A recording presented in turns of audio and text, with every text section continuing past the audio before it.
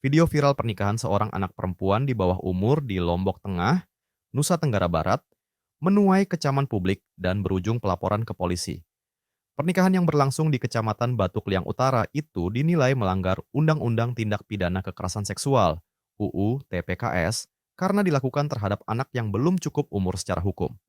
Pihak Lembaga Perlindungan Anak (LPA) NTB telah melaporkan orang tua, mempelai serta penghulu yang menikahkan ke Polres Lombok Tengah. LPA menegaskan bahwa tidak ada dasar hukum yang membenarkan pernikahan anak di bawah usia, bahkan dengan dalih adat atau persetujuan keluarga.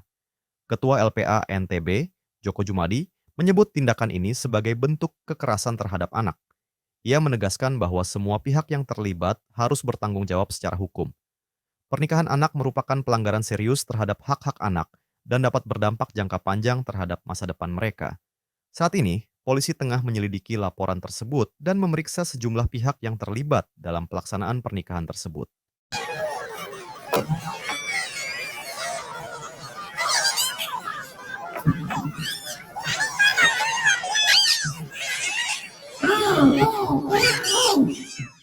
Download Tribun X sekarang, menghadirkan lokal menjadi Indonesia.